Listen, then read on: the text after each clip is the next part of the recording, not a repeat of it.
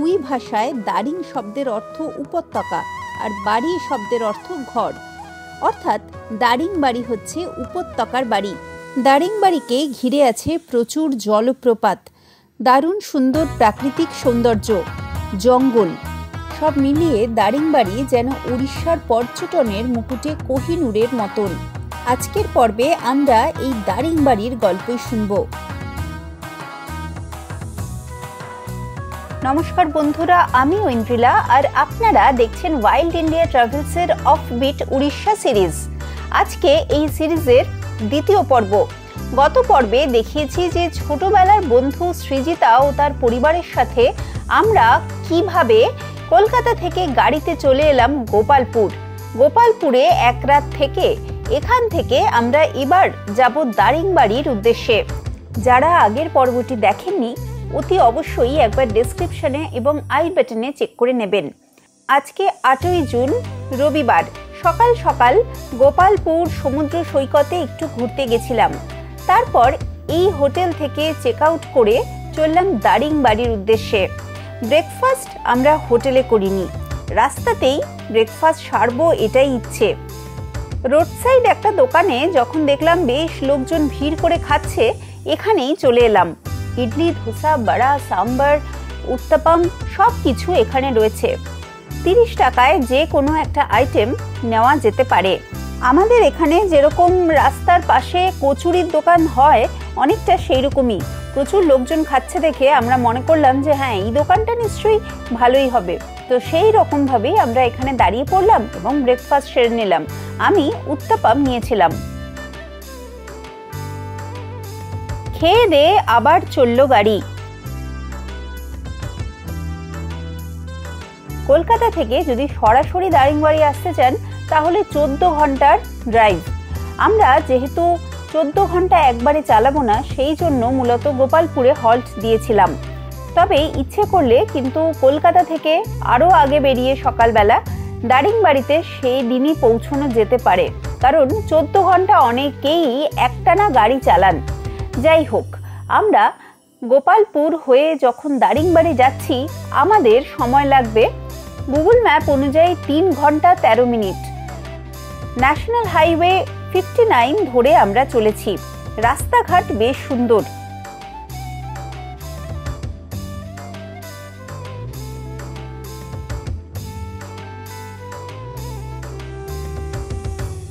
একটা কথা কিন্তু বলতেই হয়, উড়িষ্যায় এই যে অফবিট পুরো এরিয়াটা ঘুরছি, এখানে রাস্তাঘাট কিন্তু খুবই ভালো। রাস্তা ভালো না হলে রোড ট্রিপে বেশ অসুবিধে হয়। কলকাতা থেকে এখনো পর্যন্ত যতটা এলাম পুরো মাখনের মতন রাস্তা, সেটা হয়তো ভিডিওটা দেখলেই আপনারা বুঝতে পারছেন। ট্রেনে যদি দারিংবাড়ি আসতে চান তাহলে আপনাকে নামতে হবে ব্রহ্মপুর স্টেশনে। ট্রেনে হাওড়া থেকে ব্রহ্মপুর আসতে 8.5 থেকে 10 ঘন্টা মতন সময় নেয়। অনেকগুলো ট্রেনই কিন্তু রয়েছে। দারিংবাড়ি আসার জন্য ব্রহ্মপুর থেকে আবার 2-2.5 ঘন্টা মতন গাড়িতে আপনাকে আসতে হবে। ব্রহ্মপুর রেলওয়ে স্টেশন থেকে দারিংবাড়ি পৌঁছানোর জন্য এবং দারিংবাড়ি ঘুরে দেখার জন্য যদি আপনার গাড়ির প্রয়োজন হয় তাহলে হোটেলে ফোন করে আগে থেকে গাড়ির ডিটেলস নিয়ে রাখতে পারেন। আমার পরিচিত এক দিদি এই রুটে গাড়ি করে ঘুরেছিলেন, তার থেকে নিয়ে আমি একটি ফোন নাম্বার দিলাম। শুনেছি উনি ভালো ড্রাইভার। এখানে ফোন করে আপনারা বুকিং করতে পারেন। চলতে চলতে একটা জায়গায় আখের রস বিক্রি হচ্ছিল। আখের রস খেতে আমাদের বেশ ভালো লাগে। ওখানেই দাঁড়িয়ে পড়লাম। সবাই মিলে একটুখানি আখের রস ব্রেক নেওয়া হলো।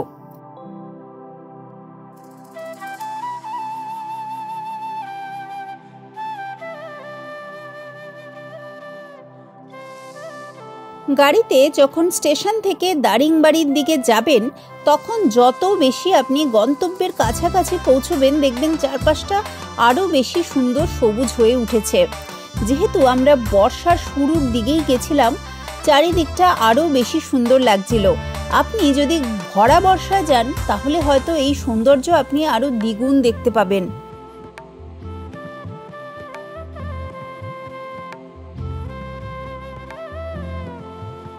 যাবার পথেই ঘুরে নিলাম সুরাদা ড্যাম। এখানে টুকটাক একটু দাঁড়িয়ে ছবি তোলাতুলি করা যায়। খুব বেশি না হলেও দূর থেকে কিছু বার্ড ওয়াচিং করেছিলাম।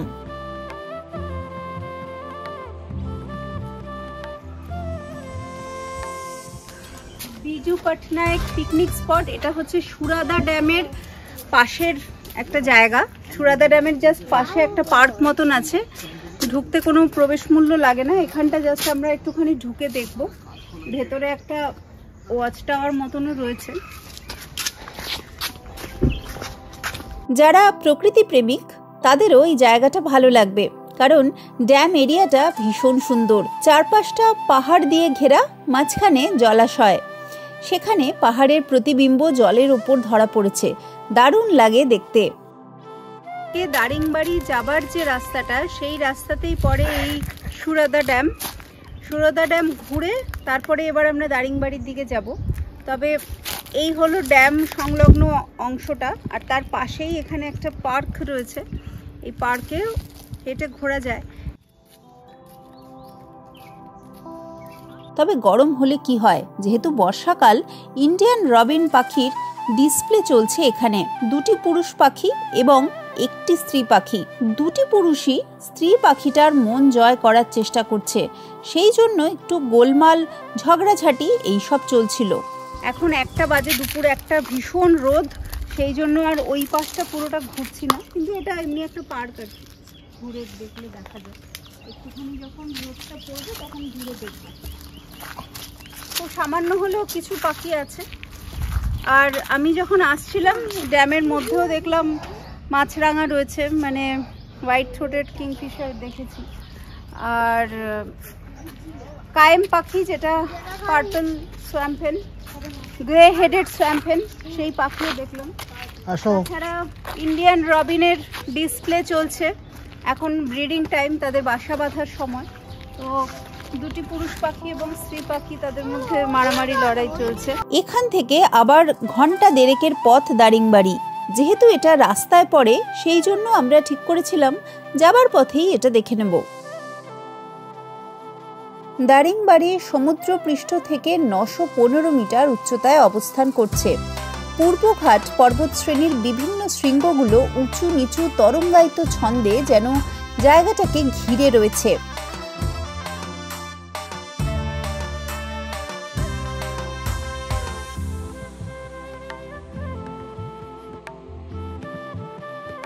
আমরা যখন সুরাদা ড্যাম থেকে দারিংবাড়ির দিকে চলেছি, এই রাস্তাটা কিন্তু ভীষণ সুন্দর। পুরো জঙ্গলের মধ্যে দিয়ে পথ, ক্যামেরা অফ করার অবকাশই পাচ্ছিলাম না, এত সুন্দর লাগছিল চারদিকটা। তবে এখানে হাতির ভয় আছে, সেই জন্য গাড়ি আমরা দাঁড় করাইনি।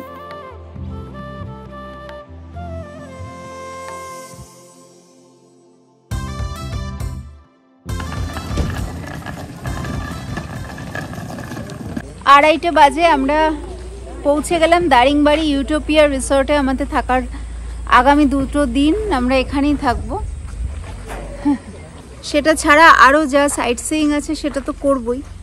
তবে আসার পথটা ভীষণ সুন্দর ছিল, অনেকগুলো হেয়ারপিন বেন্ড ছিল। তো শেষটা আর কি একটু ঘুমিয়ে পড়েছিলাম আমি। তো যাই হোক, কিন্তু এমনি ওভারঅল আর কি জায়গাটা বেশ সুন্দর। এখন তো বেশ রোদ, আড়াইটে বাজে।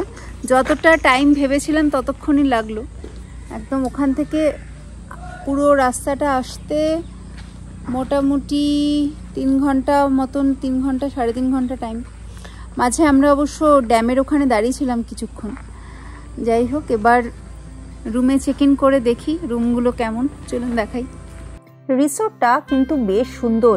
সামনেটা একটা লন রয়েছে, যেখানে খেলাধুলার আলাদা সরঞ্জামও রয়েছে। ইচ্ছে করলে বাচ্চারা এখানে খেলাধুলা করতে পারে।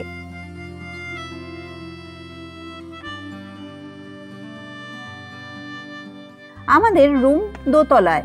এবার আমরা উপরে রুমের দিকে যাচ্ছি।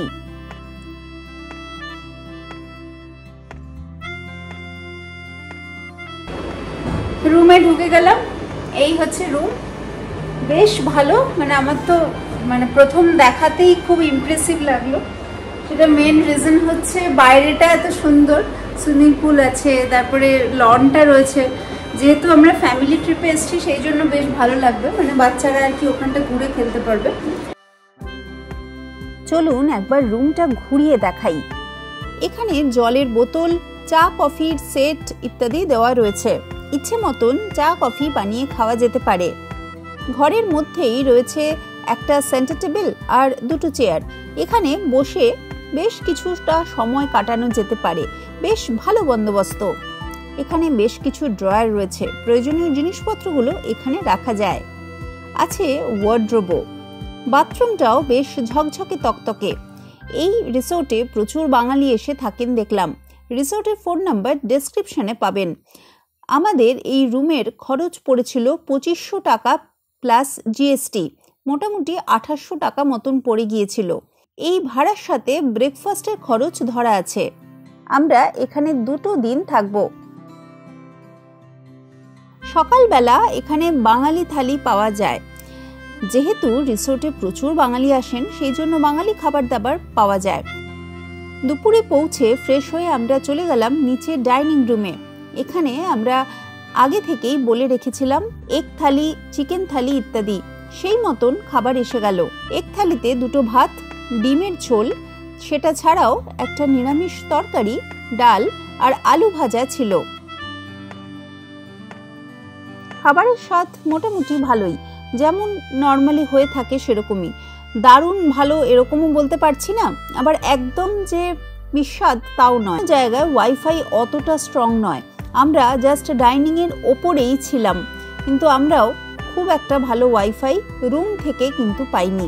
আর সেটা ছাড়া নেটওয়ার্ক তো এমনিতে নেই। আজকে আমাদের প্ল্যান আছে খাবার পরে আমরা আশেপাশে যতটুকু সাইট সিইং করা সম্ভব করে নেব। সেই মতন খেয়ে দেই বেরিয়ে পড়লাম গাড়ি নিয়ে। কফি প্ল্যান্টেশনের মধ্যে ঢুকছি।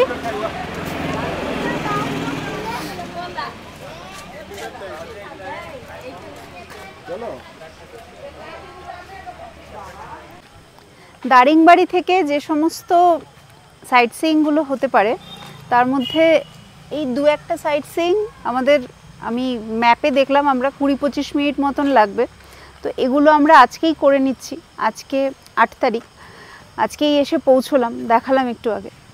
এবার এই যে সাইট সিইংয়ের যে জায়গাগুলো, এগুলো আজকে করে নিচ্ছি। আগামীকাল আরও বেশ কিছু সাইট সিইং করব। এখন প্রথমে এসেছি কফি প্ল্যান্টেশন, ঠিক এর উল্টো দিকে হচ্ছে পাইন ফরেস্টটা রয়েছে, তো সেটাও দেখব। আগে কফি প্ল্যান্টেশনটা দেখে নিই। 10 টাকা করে টিকিট লাগলো আমাদের। এমনি আমাদের যে রিসর্টটা আছে ইউটোপিয়া রিসর্ট, ওখান থেকে এটা খুব কাছেই। এখানকার সমস্ত যা যা মানে সাইট সিইং হয় সবকটাই ওই মার্কেট প্লেস যেটা আছে এখানকার দারিংবাড়িতে, ওই মার্কেট প্লেসটা হয়েই যেতে হয়। তো আমরা ওই মার্কেট প্লেসটা হয়ে ডান দিকে আসলে এই কফি প্ল্যান্টেশন আর পাইন ফরেস্ট এই দুটো পাই। আর বাঁ দিক থেকে গেলে পাওয়া যাবে হচ্ছে হিলভিউ পার্ক। আর ফেরার পথে আমাদের রিসর্টের একদম কাছাকাছি হচ্ছে সানসেট পয়েন্ট। তো ততক্ষণে একটুখানি বিকেলটা পড়ে আসবে, আমরা সানসেট ভিউ পয়েন্ট থেকে সানসেটটা দেখে নেব। কফি গাছে এখন আমরা যখন মহানন্দায় গেছিলাম তখন দেখিয়েছিলাম সেটাতে যে ফুল হয়েছে কফি গাছে। তার মানে ওটা ছিল এপ্রিলের শেষের দিক, তার মানে ওই সময়টা ফুল থাকে কফি গাছে। এখন ফুল ঝরে গিয়ে কফির ফলটা এসে গেছে আর কি, কফি গাছের ফল। তো এই সময়টা তার মানে ফল চলে আসে। তারপরে এরপরে ফল পাকতে কতদিন সময় নেয় কি নেয় সেটা আমি জানি না, সেটা জানতে হবে। এবার এই হলো ব্যাপার। কত বাচ্চাদের আশা ধ্বংস করে এই বড়রা দুজন উঠে বসে আছে স্লিপে। ভেঙে পড়বে কিনা সেটাই ভাবছি। পেছনে এখানে রয়েছে একটা ক্যাফে, দারিংবাড়ি ক্যাফে নাম। এখানে একটু বাদে কফি খাবো ঠিক করেছি। আর তার আগে এই জায়গাটা আর কি একটুখানি ঘুরে নিচ্ছি, পার্কটা। তো পার্কে সবাই বেশ আমোদ প্রমোদ করছে। হ্যাঁ, কচি কাচাদের পার্কে কচি কাচাদের বাবারা দুলছে। পার্কটা ঘোরা হয়ে গেল। এখন এই পেছনে দারিংবাড়ি ক্যাফে, যেটা তখন দেখাচ্ছিলাম একটু আগে, তো এখানে কফি 20 টাকা করে, খুবই সস্তা। কফি খাবো আগে, খেয়ে তারপরে আমরা আবার অন্য আরও 2-4টে যে জায়গা আছে সেটা দেখব। কিন্তু এই বাচ্চাদেরকে এখন এখান থেকে তোলা যাচ্ছে না, বাচ্চাদের খুবই পছন্দের জায়গা হয়ে গেছে, যেহেতু পার্ক রয়েছে তো ওরা আনন্দ করছে। এমনি জায়গাটা খুবই ঘন জঙ্গল, কিন্তু আর আমি খুব একটা যে পাখি আছে এরকম এখন দেখতে পাচ্ছি না। হতে পারে আলো কমে গেছে, সেটা কারণ হতে পারে।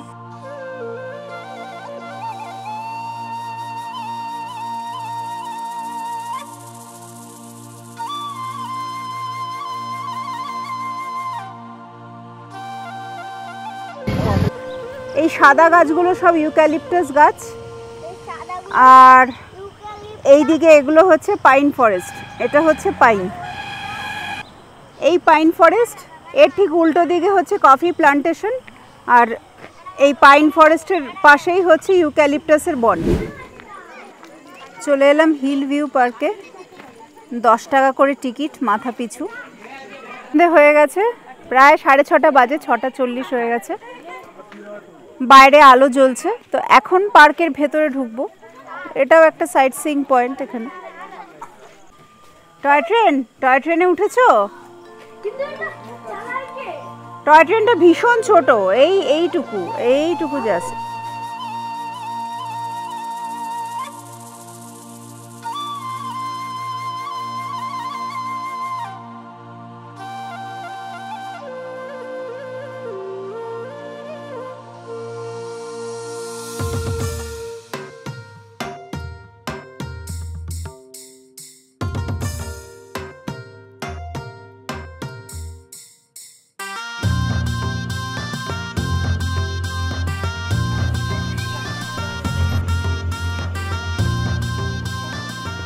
এই পেছনে হিল দেখা যাচ্ছে, এই হচ্ছে হিল ভিউ পার্কের হিলগুলো।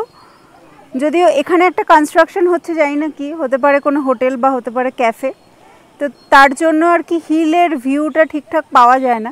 কিন্তু পার্ক তো ঠিক আছে, পার্ক তো বেশ ভালো মেনটেন্ড পার্ক। এমনিতে বাচ্চারা এলে বা পরিবার নিয়ে এলে ভালো লাগবে।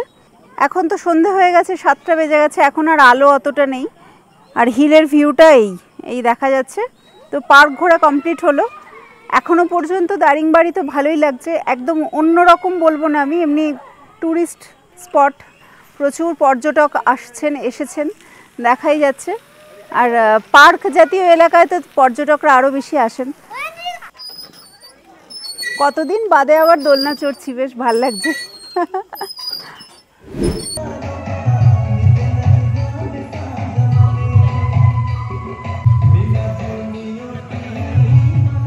সব সাইট সিইং শেষ করে যখন রিসোর্টে ঢুকলাম, তখন এখানে স্থানীয় শিল্পীদের দিয়ে সাংস্কৃতিক অনুষ্ঠান চলছে। 9টা নাগাদ চলে গেলাম ডিনার করতে।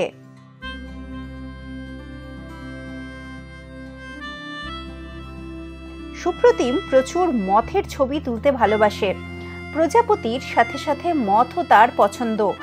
রাতে রিসোর্টের আলোতে যত মথ আসছিল প্রত্যেকের ছবি সে তুলেছে। হয়েছে, চলো এবার চলো।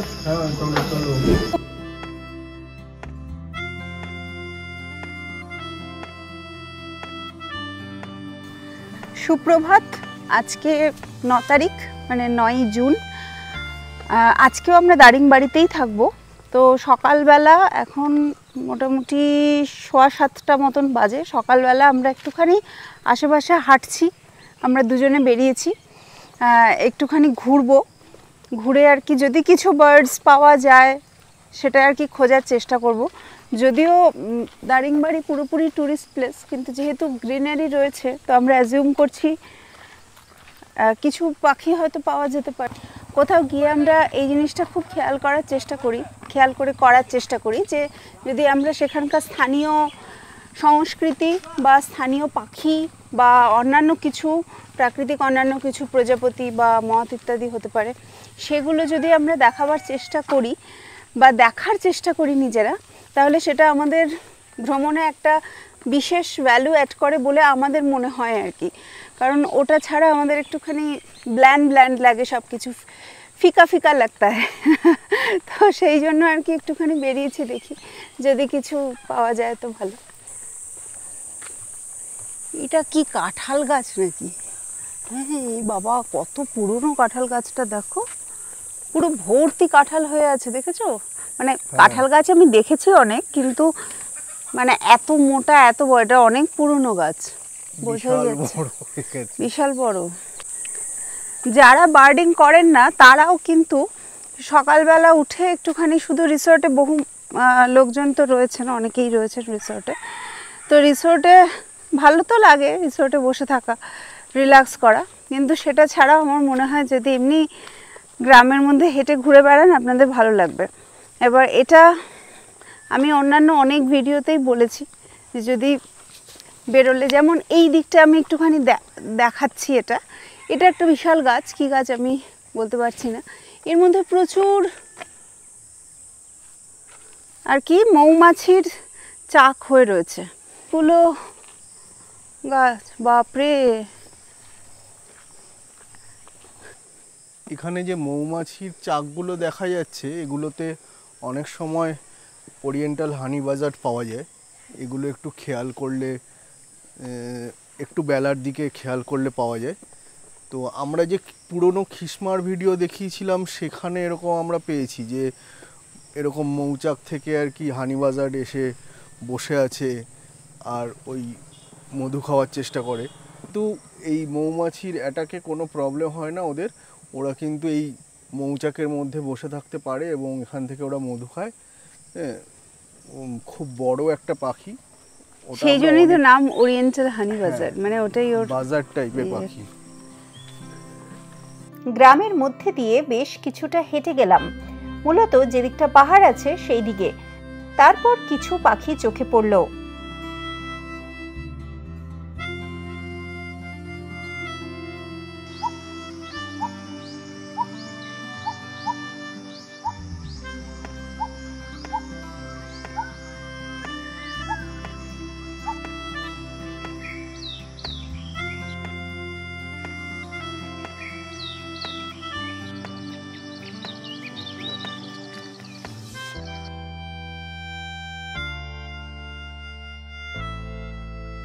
খুব মুশকিল।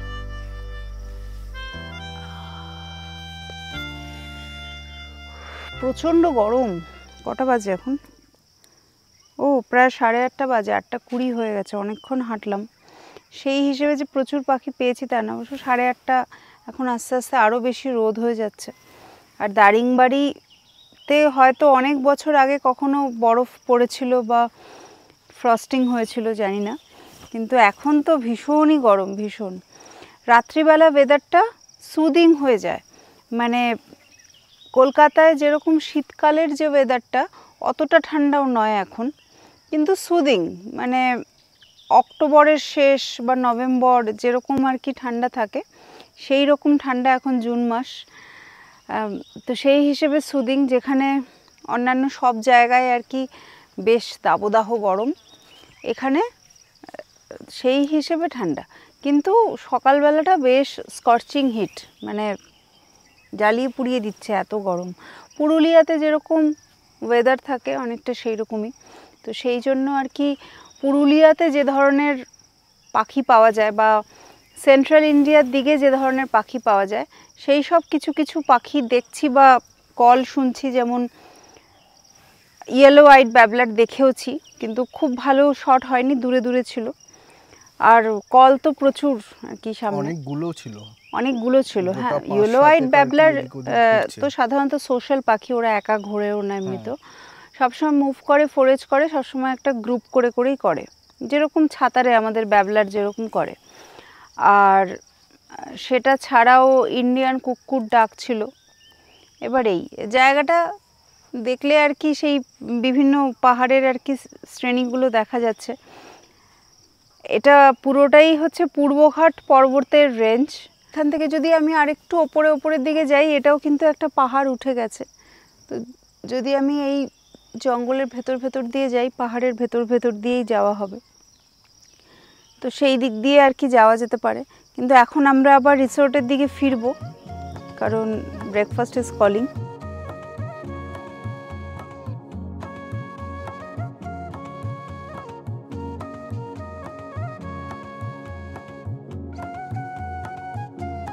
দূর থেকে দেখলাম এক আদিবাসী ভদ্রমহিলা বীজ থেকে খোসা ছাড়াচ্ছেন। কি যে জিনিসটা সেটা আর বুঝতে পারলাম না, কারণ ওনার ভাষা কিছুতেই বুঝতে পারছিলাম না। কি আছে এটা? সেটা মহুল গছর। আচ্ছা,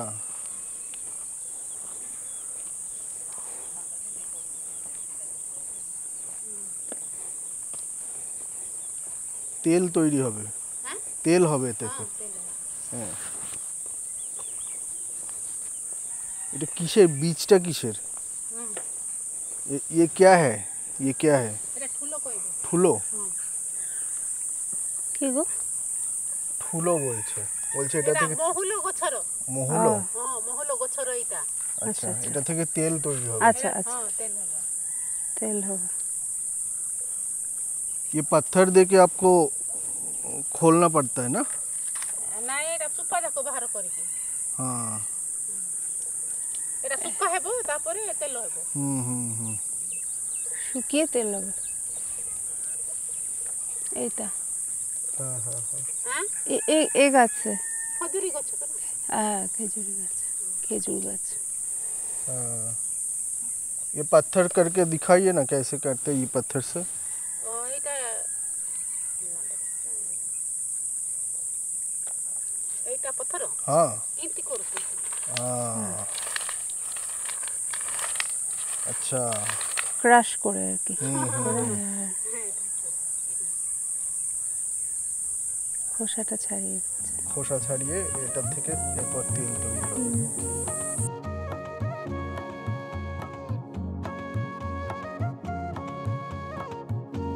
এরপর রিসোর্টে ফিরে এসে ব্রেকফাস্ট করার পালা। আগেই বলেছি যে ভাড়ার সাথে ব্রেকফাস্টের খরচ ধরা আছে, তাই এখানে সকালবেলা বুফে ব্রেকফাস্ট থাকে। প্রত্যেক দিন আলাদা আলাদা মেনু। আজকে যেমন ব্রেকফাস্টে লুচিও যেমন ছিল, পাস্তা, স্যান্ডউইচ, ফল, মিষ্টি ইত্যাদি অনেক কিছুই ছিল।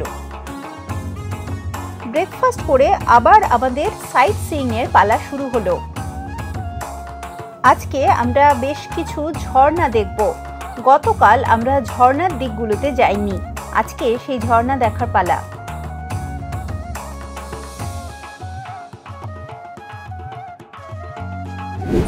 রেনবো ওয়াটারফল, যেখানে গাড়ি থেকে নামলাম সেখান থেকে 200 মিটার মতন নিচের দিকে নামতে হবে। জায়গাটা বেশ ভালো, দেখতে সুন্দর। এখন বাজে 11টা, বেশ রোদ। ये जगह का नाम পাঙ্গালি রেনবো ওয়াটারফল জায়গাটার নাম।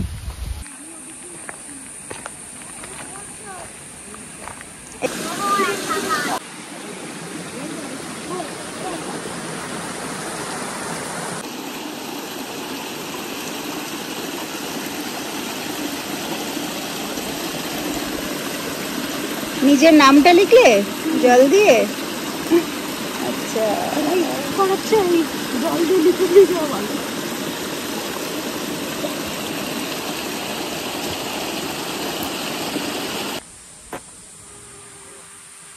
যদিও এটা টুরিস্ট স্পট, তাও আর কি ক্যামেরা নিয়ে এসছি যদি কিছু দেখতে পাওয়া যায়। আর এখন রোদও অনেক বেশি।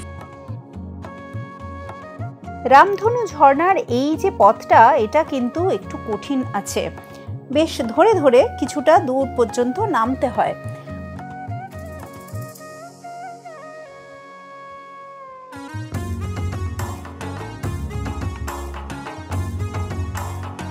সুপ্রতিমের ক্যামেরায় ধরা পড়ল এই ড্যামসেল ফ্লাই, যেটা এই অঞ্চলে বেশ রেয়ার। এছাড়াও প্রজাপতি তো রয়েছে। এই সময় এটাতে জল খুব একটা বেশি নেই, তবু যেটুকু জল আছে সেটাই দেখতে বেশ ভালো লাগছে। আর সেই জলে পা ডুবিয়ে বসে সময় কাটাতেও খুব ভালো লাগলো।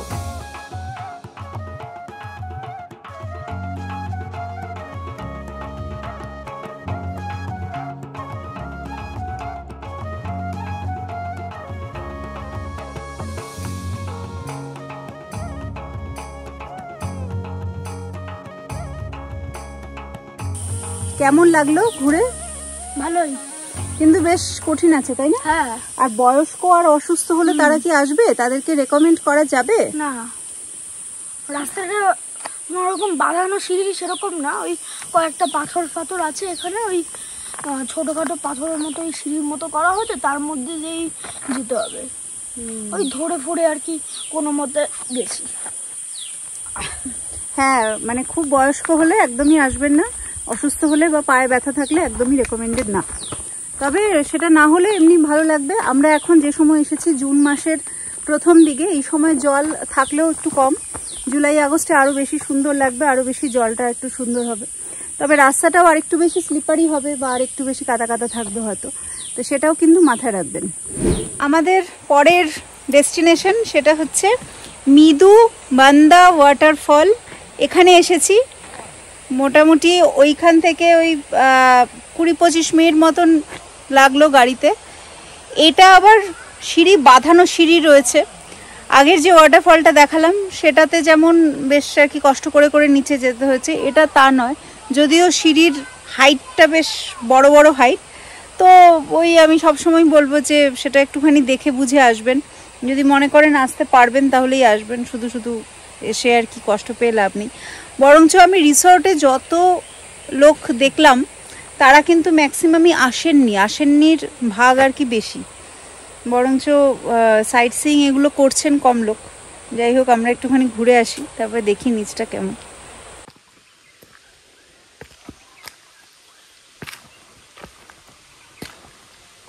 কিছু দূর এসেছি, সব জায়গায় যে সিঁড়িটা বেশ অনেকটা আর কি হাইট তেমন নয়, কিছু কিছু জায়গায় পাতলাও আছে, কিছু কিছু জায়গায় একটুখানি হাইট আছে এরকম সিঁড়ি। তো যাই হোক, মোটামুটি এখনো অবধি 10 মিনিট মতন হেঁটে এসেছি জঙ্গলের মধ্যে দিয়ে, ভালো লাগছে হেঁটে আসতে।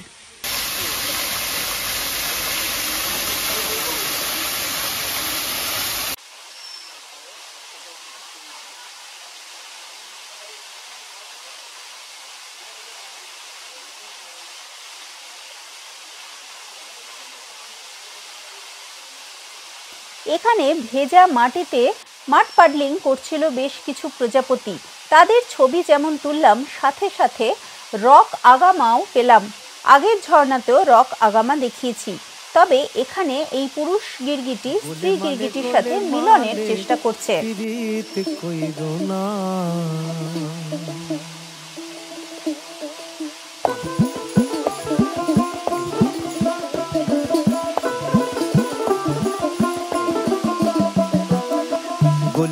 গোলে মালে পীড়িত কইরো না, গোলে মালে পীড়িত কইরো না। আবার পীড়িতি কাঁঠালের আঠা, আবার পীড়িতি কাঁঠালের আঠা, ও আঠা লাগলে পদে ছাড়ে না। মিষ্টি সুরে গান গেয়ে যাচ্ছে মালাবার হুইসলিং থ্রাশ।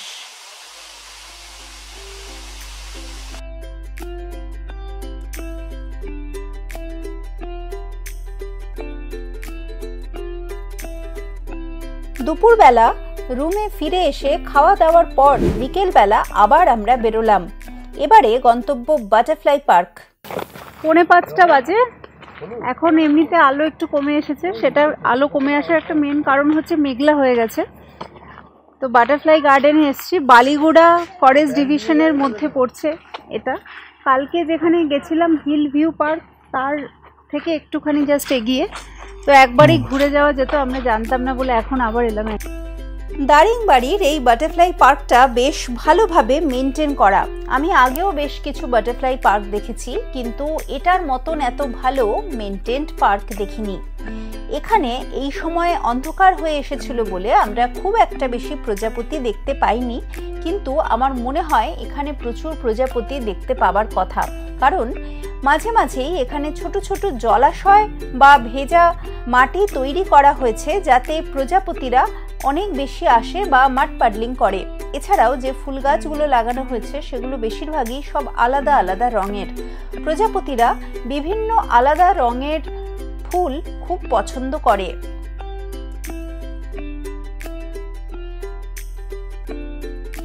বিভিন্ন জায়গায় মথ স্ক্রিনও লাগানো আছে সাদা রঙের, যাতে রাত্রিবেলা মথেরা এখানে আসতে পারে।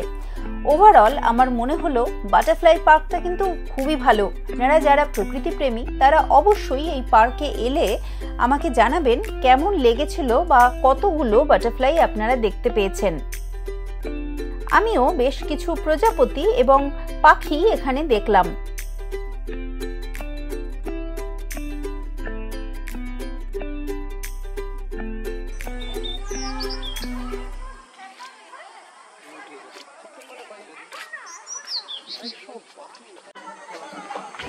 ছটা বাজে, সন্ধে হয়ে গেছে প্রায়। এখন এসে পৌঁছলাম দাদুবাড়া বলে একটা জায়গায়। এখানে রয়েছে লাভার্স পয়েন্ট ওয়াটারফল, সেটা দেখব। এবার এখানকার সাইট সিইংগুলোর মধ্যে খুব একটা পপুলার জায়গা। আর এই রুটটা হচ্ছে আমরা যে বাটারফ্লাই গার্ডেন ঘুরেছি বা কালকে যে আমরা হিল ভিউ পার্কটা গেছিলাম সেই রুটে। আমাদের এই দারিংবাড়ির যে মেন মার্কেট এরিয়া, ওখান থেকে একটা রুট হচ্ছে এইগুলো পরপর পড়ে, মানে লাভার্স পয়েন্টের এই ওয়াটারফলটা, আর বাটারফ্লাই পার্ক, আর হিল ভিউ পার্ক। আর পুরো উল্টো দিকটায় হচ্ছে কফি গার্ডেন, পাইন ফরেস্ট, আর বাকি যে আগে যে ওয়াটারফলসগুলো দেখে এলাম, মানে রেইনবো ওয়াটারফল বা এরকম আরও কয়েকটা ওয়াটারফলস আছে, এইগুলো দুটো আলাদা আলাদা রুট। এছাড়া আরেকটা বড় ওয়াটারফল আছে, সেটা হচ্ছে লুদু ওয়াটারফল, সেটা একদম আলাদা আরেকটা রুট। কিন্তু সেটা প্রেজেন্টলি রাস্তার অবস্থা খুব খারাপ, তো সবাই আমাদের রিসর্ট থেকে ওখান থেকে সাজেশন দিচ্ছে যে ওই রুটটায় না যাওয়ার জন্য, কারণ রাস্তায় প্রচুর কাজ হচ্ছে, পাথর বেরিয়ে আছে, গাড়ি নিয়েও যাওয়াটা প্রবলেম। মেন দারিংবাড়ির যে মার্কেট এরিয়া, ওখান থেকে প্রায় 40 কিলোমিটার মতন রাস্তা। তো অত দূর গিয়ে একটাই মাত্র ওয়াটারফল কভার করার থেকে আমরা প্ল্যান করলাম যে আজকে আমরা যদি দুটো দিকে, মানে রাইটে 2-3টে ওয়াটারফল রয়েছে আর লেফটেও ওই 2-3টে ওয়াটারফল আছে, তো মার্কেট এরিয়ায় এইখান থেকে দুদিকেই অনেকগুলো পয়েন্ট কভার করে নেওয়া যায়। তো আমরা ওই জন্য এইগুলোকে মেনলি চেষ্টা করলাম আগে ঘুরে নেওয়ার। আজকে অন্যান্য যে সমস্ত ওয়াটারফলগুলো দেখেছি সেখানে একটুখানি নিচে নামতে হয়েছে, ওয়্যারেজ এটা কিন্তু এই ওয়াটারফল এই যে এখানে, আর এখানে আমাদের গাড়ি দাঁড়িয়ে আছে একদম কাছে। তো আমরা জাস্ট এমনি আর কি একটুখানি হেঁটে এলাম, কিন্তু এমনিতে খুব একটা বেশি কষ্ট নেই। এটা সকলেই আসতে পারবেন, পায়ে ব্যথা থাকলেও বয়স্ক হলেও তারাও কিন্তু এখানে এসে এটা দেখে নিতে পারবেন। যে জায়গাটা যদি পুরো অন্ধকার হয়ে যায়, জঙ্গলের ভেতর কোথায় ওয়াটারফলটা হবে, তো ওই ভেবে আর কি বাদই দিয়ে দিচ্ছিলাম। কিন্তু এসে দেখছি যে না, পুরো জায়গাটা অনেকটা ফাঁকা এরিয়া, বেশ আলো আছে। হ্যাঁ, মানে অনেকক্ষণ বসে থাকা যাবে এখানে। হ্যাঁ, আর মানে ছবি টবি তোলা যাবে, মানে অতটা অন্ধকার হয়ে যায়নি, ঠিক মানে ঠিকই আছে।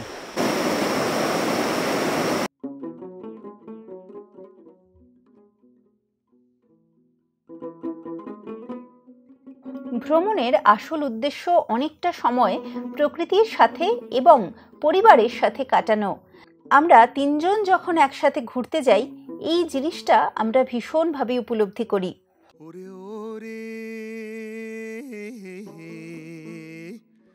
এই পরিবেশটা এত ভালো লাগছিল, আমাদের মনে হচ্ছিল যেন এখানেই বসে থাকি।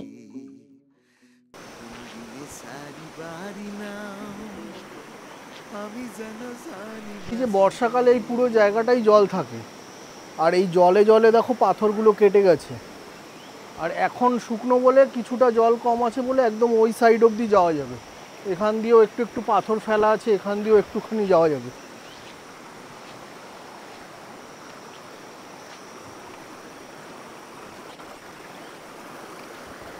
কোণে দেখা আলো যাকে বলে না, গোধূলি আলো, সেই গোধূলি আলোয় আমরা লাভার্স পয়েন্টে ঘুরছি। ভীষণ ভালো লাগছে, একদম ফুল অন এনজয়মেন্ট বলতে যা বোঝায়। অনেকটা সময় আর কি এখানে একা বা পরিবার সহ এখানে কাটালে বেশ ভালো লাগে। আমরা বহুক্ষণ সময় এমনি বসে বসে কাটালাম।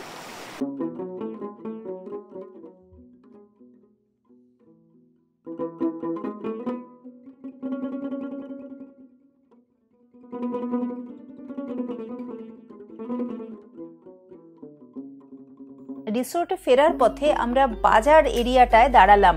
এখানে আমাদের ফুচকা খাবার ইচ্ছে হয়েছে। অনেক দিন বাদে শালপাতার ঠোঙায় করে ফুচকা খেলাম। সারা রাত দারিংবাড়িতে বৃষ্টি হয়েছে। পরদিন সকালবেলা জানালা খোলার পর দেখলাম মেঘ এসে আটকে আছে পাহাড়ের মাথায়। দারুণ সুন্দর লাগছে দেখতে। আজকে আমাদের চেক আউট করে এখান থেকে চলে যাবার পালা। 2টো রাত আমরা দারিংবাড়িতে কাটিয়েছি।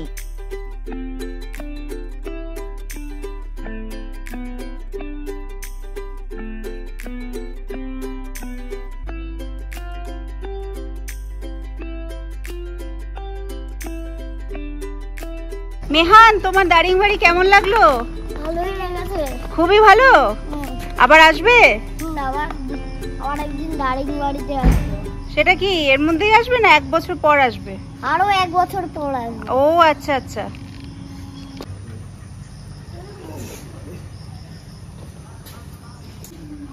ও ম্যাডাম, আপনার কেমন লাগলো দারিংবাড়ি? দারিংবাড়ি ভালোই লাগলো, ভালোই, কিন্তু একটু গরম লাগলো। একটু গরম, মানে কাশ্মীর নেই, না কাশ্মীরের ভাই হয়ে গেছে। হ্যাঁ, কাশ্মীরের দুঃসম্পর্কের ভাই। তোমার কেমন লেগেছে বলো? ভালো। দারিংবাড়ির এই পর্ব আপনার কেমন লাগলো আমাকে কিন্তু অতি অবশ্যই জানাবেন। যদি ভালো লাগে তাহলে লাইক করুন, আর আপনার বন্ধুদের সাথে শেয়ার করতে ভুলবেন না। ফেসবুক বা ইনস্টাগ্রাম থেকে ভিডিওটা দেখেন তাহলে অতি অবশ্যই আমার পেজটাকে ফলো করে দিন, যাতে এরপরে কোনো ভিডিও বা কোনো লেখা দিলেই আপনি সবার আগে দেখতে পান।